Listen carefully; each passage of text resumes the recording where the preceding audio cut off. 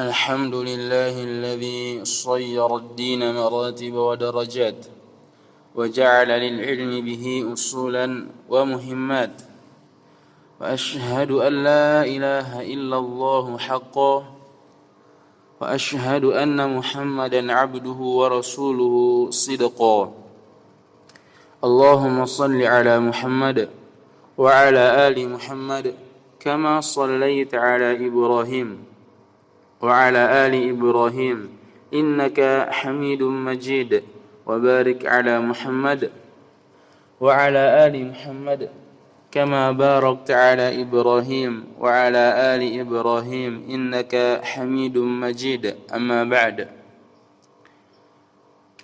Ada permasalahan yang urgen dalam pembahasan yang lalu,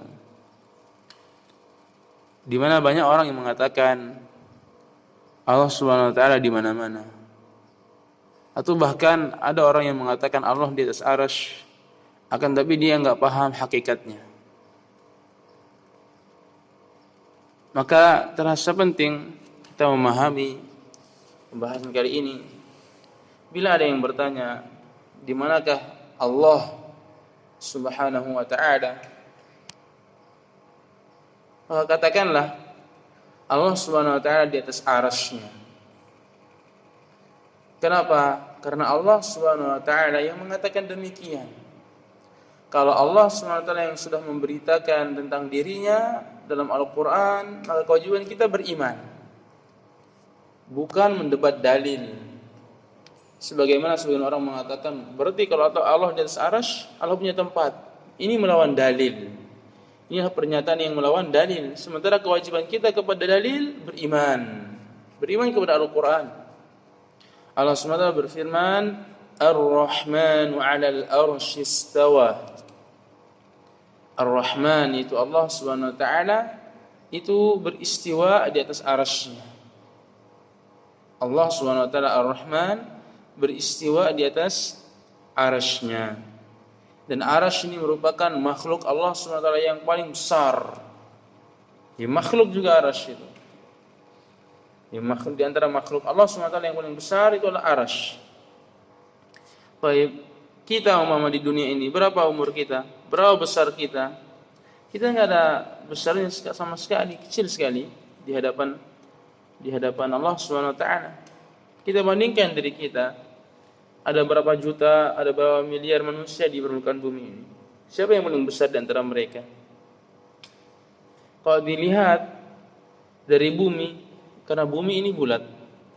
Bumi bulat berdasarkan Al-Quran. Allah SWT mengatakan, wa idzal ardu muddat. Dan apabila bumi didatarkan, maka ulama mengatakan ayat ini berbicara tentang hari kiamat. Maka asal bumi itu adalah bulat. Pada hari kiamat didatarkan, asalnya adalah bulat. Makanya dimanapun bumi tempat kita berpijak, maka di situ ada langit. Di atasnya ada langit. Ini menunjukkan bahwasanya bumi itu bulat. Kemudian yang kedua, langit pertama juga bulat, mengelilingi bumi. Karena Allah mengatakan wa ja'alna as-samaa'a saqfan mahfudha. Kami menjadikan langit itu adalah atap yang terjaga. Jadi bulat. Makanya dimanapun bumi tempat kita berpijak, di atas kita ada langit. Karena dia bulat. Jadi ini bumi bulat, kemudian bulat lagi langit pertama. Langit kedua juga bulat lagi, lebih besar ketimbang langit pertama. Langit ketiga juga bulat, lebih besar ketimbang langit yang ke-1. Begitu langit ketiga lebih besar ketimbang langit kedua, bulat. Kemudian langit keempat juga lebih besar ketimbang langit ketiga. Langit kelima juga lebih besar ketimbang langit keempat. Langit keenam juga lebih besar ketimbang langit kelima. Langit ketujuh ini paling besar. Jadi meliputi semua langit. Langit yang keenam dan apa yang ada di bawahnya. Ini langit yang ketujuh. Anda di mana? Anda gak kelihatan. Makanya tidak pantas bagi kita untuk sombong. Apa yang kita mau sombongkan? Kecil banget kita, enggak terlihat. Dan dalam hadis ada 2 hadis, kedua-duanya dhaif, tapi bisa jadi lebih dari itu. Nabi SAW menyebutkan dalam hadis tersebut, disebutkan dalam hadis tersebut, jarak bumi dan langit pertama itu 500 ribu perjalanan, 500.000 tahun perjalanan. 500.000 tahun perjalanan. Inilah langit dari bumi ke langit yang pertama. Dari langit pertama ke langit yang kedua itu juga 500.000 tahun perjalanan. Langit kedua ke langit ketiga itu juga 500.000 tahun perjalanan. Langit ketiga ke langit keempat itu juga 500.000 tahun perjalanan. Langit keempat ke langit kelima 500.000 tahun perjalanan. Langit ke-5 dan ke-6 itu 500.000 tahun perjalanan. Langit ke-6 dan langit yang ke-7 itu 500.000 tahun perjalanan. Terbayang enggak? Besar ini langit. Kita enggak ada apa-apanya. Maka Allah mengatakan wala tamshi fil ardi maraha. Jangan kalian berjalan di permukaan bumi dengan sombong. Kenapa yang kita sombongkan? Enggak ada apa-apanya kita di dunia ini.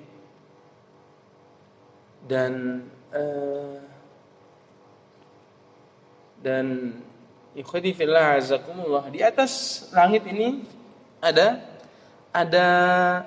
kursi. Allah SWT mengatakan wasi'a kursiyyuhus samawati wal ard. Dan kursi Allah SWT meliputi langit yang 7, semua langit dan bumi. Jadi di atas langit yang ke-7 ini buat ada lagi kursi besar. Dalam hadis disebutkan bahwasanya besar kursi ketimbang bumi adalah seperti Sahara yang luas dan di sana terdapat gelang-gelang.